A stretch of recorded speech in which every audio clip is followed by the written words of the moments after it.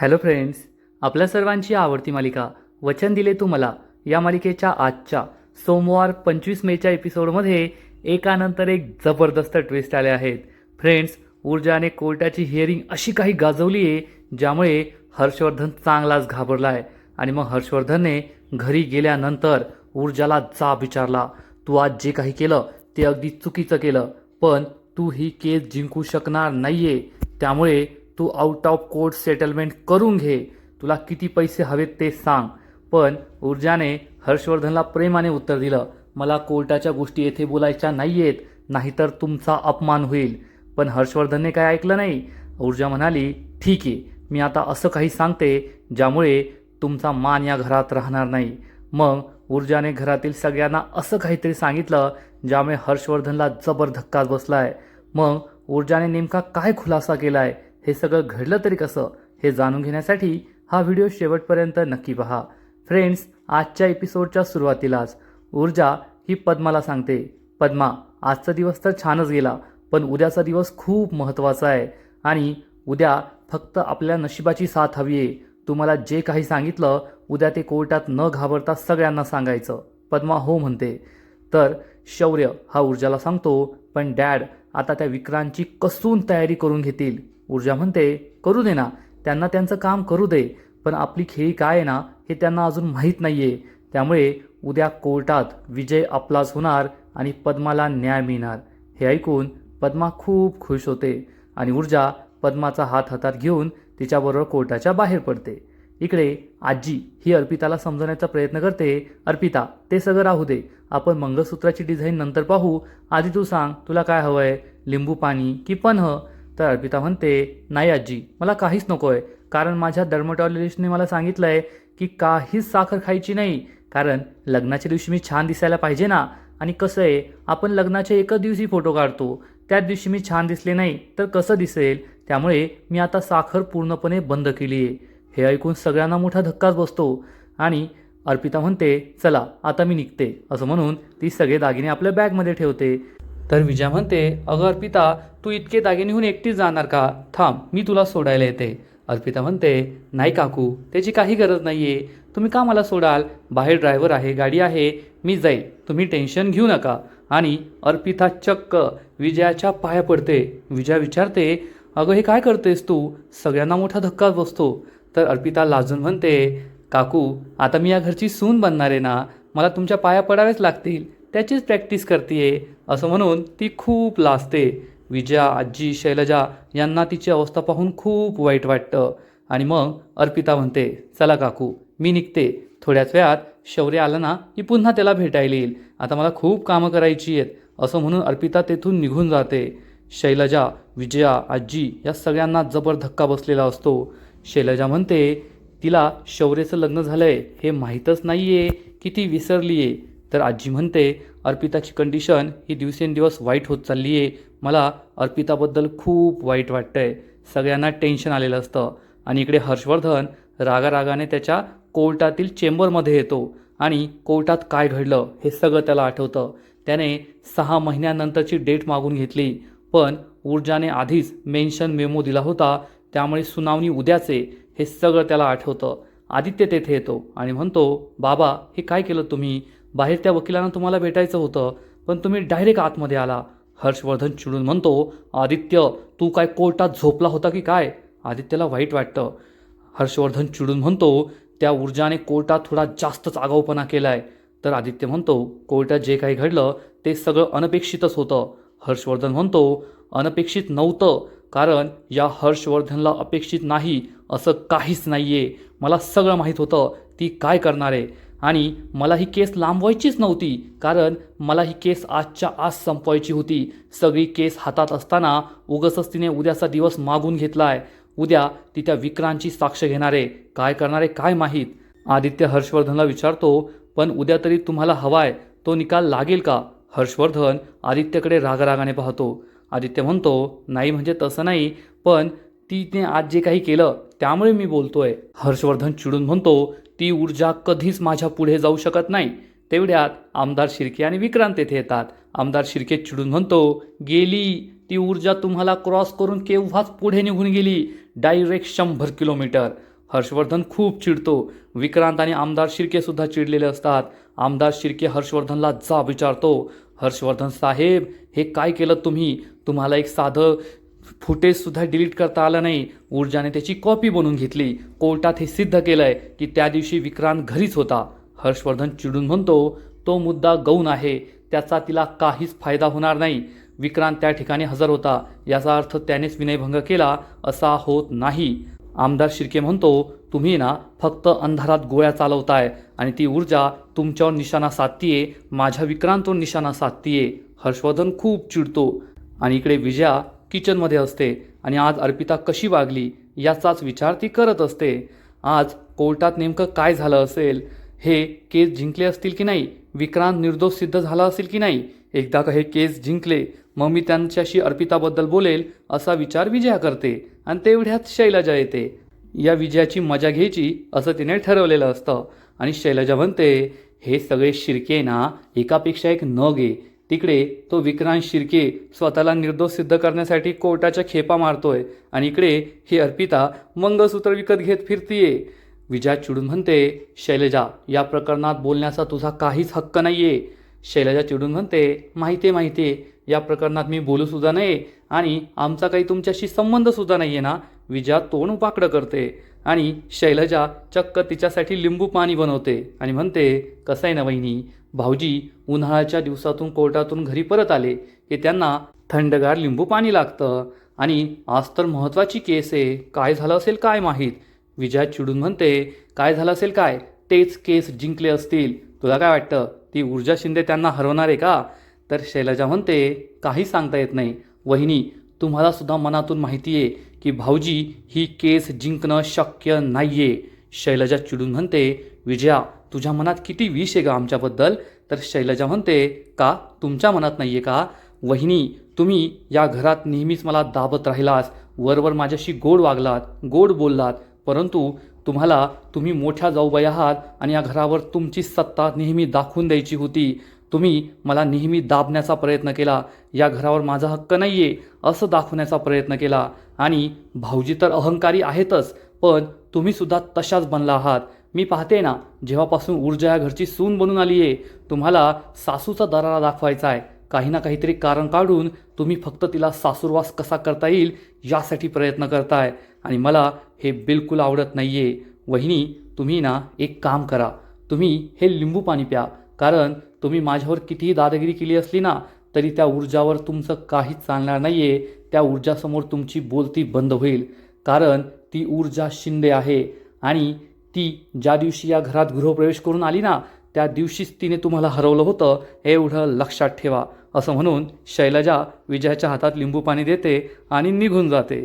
विजयाचा चांगला जळफाट होतो. विजया विचार करते, ऊर्जा शिंदे, तुझ्यामुळेच आज मला सगळ्यांचं ऐकून घ्यावं लागतंय. उद्या तू कोर्टात कशी पोहोचते ना ते मी पाहाच. उद्या मी तुला कोर्टात पोहोचूच देणार नाही याची व्यवस्था मी करेल, असा विचार विजया करते. आणि इकडे हर्षवर्धन हा आमदार शिर्केला समजावून सांगतो, आमदार साहेब, त्या ऊर्जाचं जेवढं वय आहे ना त्यापेक्षा जास्त मोठा अनुभव आहे माझा आणि मला माहीत नाही असं ती काहीच करू शकत नाही. आमदार शिर्के चिडून म्हणतो, तुमचा हाच अहंकार, तुमचा हाच ओव्हर कॉन्फिडन्स आपल्याला नडतोय. हर्षवर्धन म्हणतो, हा माझा ओव्हर कॉन्फिडन्स नाही आहे, तर हा माझा स्वतःवरचा विश्वास आहे. आणि आता ऊर्जा ही कोर्टात जे काही करू शकते ते फक्त विक्रांतच्या जीवावर, विक्रांतची साक्ष ती घेणार आहे. त्यामुळे विक्रांत जसं बोलणार तसाच या केसचा निकाल लागणार. विक्रांत चांगलाच घाबरतो. आमदार शिर्के विक्रांतला विचारतो, तुला वकील साहेबांनी जे काही प्रश्न लिहून दिले होते, जी काही उत्तरं सांगितली होती, त्याची सगळ्यांची तयारी केली ना? विक्रांत म्हणतो, हो पप्पा, सगळी तयारी झाली आहे. तर हर्षवर्धन म्हणतो, अरे पण विक्रांत, तुझं कसं आहे ना, तुला 2 शब्द बोलले तरी तुला राग येतो. तयारी झाली का तुझी? बोल लवकर, तयारी झाली का? विक्रांत ओढून म्हणतो, अहो सांगतोय ना, झाली ना तयारी. सगळ्यांना मोठा धक्काच बसतो. हर्षवर्धन म्हणतो, पाहिलंस का, फक्त 2 वाक्य आणि तुझा संयम सुटला. लगेच चिडचिड आडाओरडा सुरू केला तू, आणि हेच तुझं सगळ्यात मोठं दुःख आहे. जर ही केस आपण हरणार, तू जेलमध्ये जाणार, तर त्याचं एकमेव कारण म्हणजे तुझा हा राग. कोर्टात तू डोक्यावर बर्फ ठेवलास, शांतपणे बोललास, संयम ठेवला, तरच ही केस आपण जिंकू शकतो. आमदार शिर्के चिडून म्हणतो, ए मूर्खा, समजतंय का वकील साहेब काय बोलताय ते? हर्षवर्धन त्याला समजावून सांगतो, उद्या ती ऊर्जा तुला उकसवण्याचा प्रयत्न करेल, पण तू जेवढा शांत राहशील आणि मी जे सांगितलंय ते फक्त घोकंपट्टी करून फायदा नाही आहे. तुला आत्मविश्वासाने ते सांगावं लागेल. नेहमी एकच लक्षात ठेवायचं, तू पद्माबरोबर काहीच केलेलं नाही आहे. तू तिचा विनयभंग केलेला नाही आहे. तू तिला ओळखत नाही. तुझा आणि तिचा काही संबंध नाही आहे. ही 4 वाक्य लक्षात ठेव. तू ही केस नक्की जिंकशील. आणि जर तुझ्या रागावरचा ताबा सुटला, तू काही वेडवाकडं बोलला, तर मात्र सगळंच अवघड होऊन बसेल, एवढं लक्षात ठेव. ही गोष्ट विक्रांत आणि त्याच्या बापाला सुद्धा कळते आणि हर्षवर्धन विचार करतो, ऊर्जा शिंदे, तुझा नेमका प्लॅन आहे तरी काय? तुला नेमकं करायचं तरी काय? तुझी पुढची खेळी काय आहे? इकडे विजा किचनमध्ये येते. विजाची मोलकरीण वर्षा तिथे काम करत असते. विजा विचारते, वर्षा झाली का कामं? वर्षा सांगते, हो बाईसाहेब, कामं झालीत. विजा विचारते, मग तुला गावाला जायचं होतं ना, तुम्हाला म्हणाली होतीस. वर्षा म्हणते, हो बाईसाहेब, एकच दिवसाचं काम होतं. विजा म्हणते, ठीक आहे, जाऊन या आता. तर वर्षा म्हणते, नाही बाईसाहेब, मी माझ्या भाच्याला पुढे पाठवलं आहे, आता माझी काही गरज नाही आहे. तर विजा चक्क तिला पैसे देते आणि म्हणते, अगं जाऊन ये, मी सांगते ना, जा, आणि आणखीन काही लागलं तर मला सांग. वर्षा म्हणते, ठीक आहे बाईसाहेब, आणि वर्षा निघून जाते. आणि तेवढ्यात तीर्था ही घरी परत येते. तीर्था कोणाशी तरी फोनवर बोलत असते, खूप चिडलेली असते. ऊर्जा तिच्या मागे मागे येते आणि तीर्था चिडून म्हणते, तुला एकदा सांगून कळत नाही का? आता यानंतर मला फोन केला ना तर मी पोलिसांकडे तक्रार करेल. ऊर्जा हे सगळं ऐकते आणि विचारते, तीर्था काय झालंय? तीर्था चांगलीच घाबरते. ऊर्जा म्हणते, तीर्था कोणाशी बोलत होतीस? पण तीर्था काहीच बोलत नाही. ऊर्जा विचारते, अगं सांग ना, कोणाशी बोलत होती? तीर्था म्हणते, नाही नाही, काय नाही. ऊर्जा म्हणते, तीर्था, मी तुझं बोलणं ऐकलंय. तू कोणाला तरी धमकी देत होतीस की मी पोलिसांकडे कंप्लेंट करेल. सांग मला काय झालंय. तीर्था खूप घाबरते. ऊर्जाला कसं सांगावं हेच तिला कळत नाही. ऊर्जा म्हणते, तीर्था मला माहिती आहे, मी या घरात आत्ताच आली आहे. तुझा कदाचित माझ्यावर विश्वास नसेल, पण तू मला सांगू शकतेस, शेअर करू शकतेस. तीर्था इमोशनल होते आणि सांगते, वहिनी, 1 महिन्यापूर्वी एका सेमिनारमध्ये माझी आणि एका मुलाची भेट झाली होती. तो माझ्या कॉलेजमध्येच आहे, पण सिनियर आहे, पास आऊट झाला आहे. तेथेच आमचे नंबर एक्सचेंज झाले आणि मग पहिले 2 आठवडे तर सगळं नॉर्मल होतं, फॉर्मल होतं. पण मागील 2 आठवड्यांपासून तो मला खूप त्रास देतो आहे. मला पुन्हा पुन्हा कॉल करतो आहे आणि मला आता हा त्रास सहन होत नाही आहे. हे सांगताना तीर्था रडू लागते. ऊर्जाला मोठा धक्काच बसतो. ऊर्जा विचारते, तीर्था 2 आठवड्यांपासून हे सुरू आहे आणि तू तुझ्या भावांना काहीच सांगितलेलं नाही आहे, असं का केलंस तू? तीर्था म्हणते, नाही वहिनी, आधीच घरात किती प्रॉब्लेम सुरू आहे आणि मी त्यांना हे सगळं सांगून आणखीन टेन्शन नाही देऊ शकत. मी माझ्या लेवलला हँडल करेल, तू नको टेन्शन घेऊ, असं म्हणून तीर्था निघून जाते. ऊर्जाला तिची खूप काळजी वाटते. तेवढ्या शौर्य तेथे येतो आणि म्हणतो, अगं ऊर्जा, ते वाडी अंकलची गाडी पार्क करून देत होतो, काय झालं तुला? ऊर्जा त्याला काही सांगणार इतक्यात आजी तेथे येते आणि विचारते, काय गं ऊर्जा, कशी झाली हिअरिंग? ऊर्जा सांगते, छान झाली आजी. तर शौर्य म्हणतो, अरे वा, काय मॉडेस्टी आहे, काय आव्हानला आहे. अगं आजी, ऊर्जाने ना आज कोर्टात डॅडला कच्चं चावलंय, कच्चं. हे ऐकून आजी खूप खुश होते आणि विचारते, तो विक्रांत गुन्हेगार सिद्ध झाला का? ऊर्जा म्हणते, नाही, आज नाही, पण उद्याचा दिवस खूप महत्त्वाचा आहे. उद्या तो गुन्हेगार नक्कीच सिद्ध होईल. तेवढ्यात विजया तेथे येते आणि ऊर्जाला विचारते, काय मग, कशी झाली सुनावणी? ऊर्जा काही बोलणार इतक्यात विजया म्हणते, ते सोड, आज वर्षा घरी नाही आहे, तिने सुट्टी घेतली आहे, संध्याकाळच्या स्वयंपाकात सगळं बघ, असं म्हणून विजया तेथून निघून जाते. सगळ्यांना खूप वाईट वाटतं. ऊर्जा म्हणते, ठीक आहे, मी कपडे बदलून येते आणि स्वयंपाकाचं पाहते. आणि आजी ही शौर्यला समजावून सांगते, शौर्य, जर आज खरंच ऊर्जा हर्षवर्धनवर कोर्टात भारी पडली असेल तर हर्षवर्धन उद्या काहीतरी मोठं करू शकतो. त्यामुळे ऊर्जाकडे जाणीवपूर्वक लक्ष ठेव, असं म्हणून आजी निघून जाते. शौर्य याचा विचार करत असतो. आणि मग संध्याकाळी सगळ्यांची जेवणं झालेली असतात. ऊर्जाने सर्वांसाठी आमरस बनवलेला असतो. ऊर्जा सगळ्यांना आमरस देते आणि त्याच वेळेस हर्षवर्धन तेथे येतो. तो खूप चिडलेला असतो आणि ऊर्जाला जाब विचारतो, आज तू कोर्टात जे काही केलं ते खूप चुकीचं होतं. ऊर्जा ही हर्षवर्धनकडे पाहते. सगळे चांगलेच घाबरतात. हर्षवर्धन ऊर्जाला जाब विचारतो, तू हे सगळं कोर्टात का केलंस? पण ऊर्जाला कोर्टाच्या गोष्टीविषयी बोलण्याची इच्छा नसते. ऊर्जा म्हणते, तुम्ही हे काय बोलताय, मला कळतच नाहीये. हर्षवर्धन चिडून म्हणतो, तू त्या विक्रांतची साक्ष का घेणारे, क्रॉस एक्झामिनेशनमध्ये काय विचारणारे ते सांग मला. ऊर्जा म्हणते, हे तुम्ही काय विचारताय, तुम्ही माझे अपोनंट वकील आहात, मी हे सगळं तुम्हाला नाही सांगू शकत. हर्षवर्धन म्हणतो, ऊर्जा तुला काय वाटतं, तू ही नवीन केस लढायला आली आहेस म्हणजे माझ्यावर भारी पडशील? मी खूप जुना अनुभवी वकील आहे, तू माझ्या स्टुडंटसारखी आहे, म्हणून तुला समजावून सांगतोय. तू जे काही फुटेज कोर्टामध्ये सादर केलं याच्यावरून काय सिद्ध होतं आहे की विक्रांत त्या ठिकाणी तेथे हजर होता, पण विक्रांतनेच पद्माचा विनयभंग केला हे त्या फुटेजवरून सिद्ध होत नाही. आणि एक गोष्ट लक्षात ठेव, तू विक्रांतचा गुन्हा सिद्ध करू शकणार नाही, आणि जरी तू सिद्ध केलास तरीसुद्धा हा एक बेलेबल ऑफेन्स आहे. तू विक्रांतला जेलमध्ये नाही पाठवू शकत, मी त्याला सहज सोडवणार, हे लक्षात ठेव. आणि त्याची शक्यतासुद्धा खूप कमी आहे, कारण हा हर्षवर्धन जहागीरदार कधीच हरू शकत नाही. ऊर्जा काहीच बोलत नाही आणि विजयाला म्हणते, तुम्ही रस नाही घेतला, घ्या आमरस. विजया चिडून म्हणते, ऊर्जा हे तुझ्याशी काहीतरी बोलताय, त्यांच्या बोलण्याकडे लक्ष दे. ऊर्जा आमरस खाली ठेवून देते आणि जाऊ लागते. तेवढ्यात आजी हर्षवर्धनला जाब विचारते, तू तर कोर्टाचे मॅटर घरी डिस्कस करत नाही, मग आत्ता का विषय काढतोयस? हर्षवर्धन चिडून म्हणतो, कारण माझे अपोनंट वकील या घरामध्ये माझे नातेवाईक म्हणून येऊन बसलेत, मग मी तरी काय करणार? हर्षवर्धन ऊर्जाला जाब विचारतो, बोल, तू हे सगळं का करतेयस? तू त्याची साक्ष का घेणार आहे? मला माझ्या प्रश्नांची उत्तरं हवी आहे. ऊर्जा ही हर्षवर्धनला आमरस देत नाही आणि म्हणते, कसं आहे ना, तुम्हाला डायबिटीज आहे, शुगर आहे ना, म्हणून मी तुम्हाला आमरस देऊ शकत नाही, असं म्हणून ऊर्जा जाऊ लागते. हर्षवर्धन खूप चिडतो आणि म्हणतो, थांब, मला माझ्या प्रश्नांची उत्तरं हवी आहेत. तर ऊर्जा म्हणते, नाही, मी तुम्हाला तुमच्या प्रश्नांची उत्तरं देऊ शकत नाही, कारण मी जर तुम्हाला तुमच्या प्रश्नांची उत्तरं दिली ना तर तुमचा अपमान होईल. सगळ्यांना मोठा धक्काच बसतो. हर्षवर्धन म्हणतो, चांगली स्ट्रॅटेजी आहे, उत्तरं देण्याची चांगली स्ट्रॅटेजी आहे, पण मला तुला एक सुचवायचं आहे, मोठ्या केसेसमध्ये वकील जे करतात ना तेच तू कर. शौर्य विचारतो, बाबा तुम्ही ऊर्जाला काय सांगताय, काय सुचवू पाहताय? तर हर्षवर्धन म्हणतो, आउट ऑफ कोर्ट सेटलमेंट. तसं पण ही ऊर्जा केस जिंकणार नाही आहे, आता ती जहागीरदारांची सून झाली आहे आणि ती केस हरल्यामुळे माझी बदनामी होईल आणि माझी बदनामी मला होऊ द्यायची नाही आहे.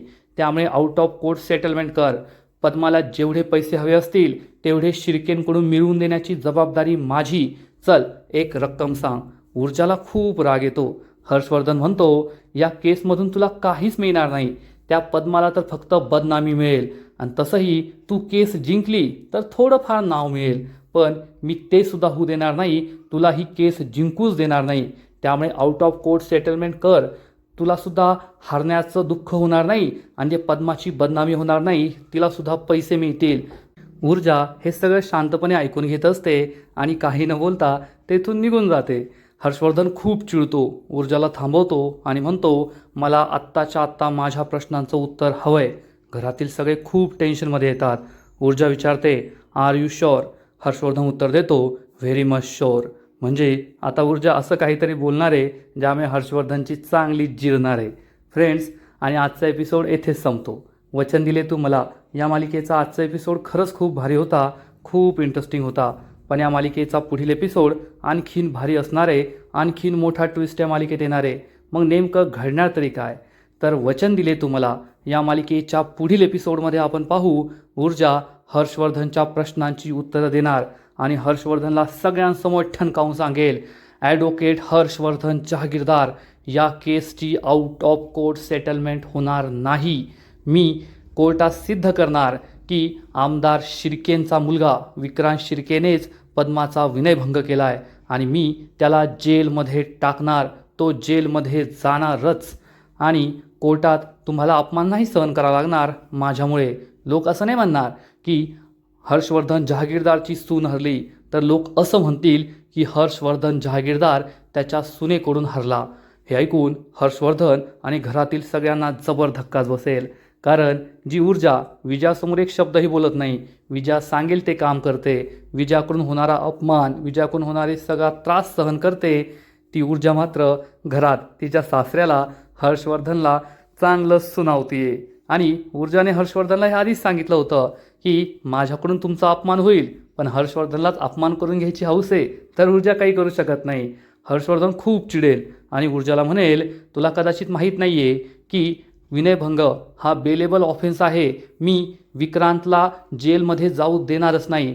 पद्मा नाबालिक नाही आहे की तू चक्क पद्माच्या केसमध्ये विक्रांतला जेलमध्ये पाठवशील.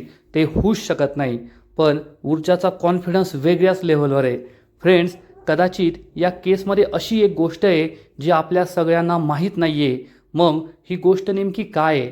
कारण हर्षवर्धन तर म्हणतोय की जरी हे सिद्ध झालं की विक्रांतनेच विनयभंग केला आहे तरीसुद्धा विक्रांत जेलमध्ये जाणार नाही. आणि ऊर्जा म्हणतीये की विक्रांत जेलमध्ये जाणार. याचा अर्थ अशी एक गोष्ट आहे जी फक्त ऊर्जा आणि पद्माला माहिती आहे. मग ती गोष्ट काय असू शकते? तर याचं उत्तर कदाचित हर्षवर्धननेच दिलं आहे. हर्षवर्धन आता म्हणत होता की पद्मा नाबालिक नाही आहे, कारण जर पद्मा नाबालिक असती तर हा नॉन बेलेबल ऑफेन्स आहे, म्हणजे या गुन्ह्यामध्ये तुम्हाला जामीन मिळू शकत नाही. कदाचित हीच गोष्ट ऊर्जाला कळली आहे आणि उद्या ऊर्जा कोर्टात 2 गोष्टी सिद्ध करणार. पहिली तर की विक्रांतनेच पद्माचा विनयभंग केला आहे, आणि दुसरी गोष्ट म्हणजे जेव्हा हे सगळं घडलं तेव्हा पद्मा ही नाबालिग होती. तिचं वय 18 वर्षांपेक्षा कमी होतं आणि या गुन्ह्यामध्ये विक्रांत जेलमध्ये जाणार, त्याला जामीन मिळणार नाही. मग हर्षवर्धनने काही केलं तरीसुद्धा, म्हणजे ऊर्जाकडे हा तुरुपचा एक काय. आणि आता उद्याचा दिवस, पुढील एपिसोड जबरदस्त असणार आहे यात शंका नाही. तर फ्रेंड्स, तुम्हीसुद्धा ही मालिका पाहायला एक्सायटेड आहात ना? नक्कीच कमेंट करून सांगा. आणि वचन दिले तुम्हाला या मालिकेचे असेच नवीन नवीन एपिसोड, नवीन नवीन अपडेट सर्वात आधी पाहण्यासाठी व्हिडिओला लाईक करा, शेअर करा, चॅनलला सबस्क्राईब करून बेल आयकॉनवर क्लिक करा, म्हणजे या मालिकेचे नवीन नवीन एपिसोड तुम्हाला सर्वात आधी पाहायला मिळतील. खूप खूप खूप धन्यवाद.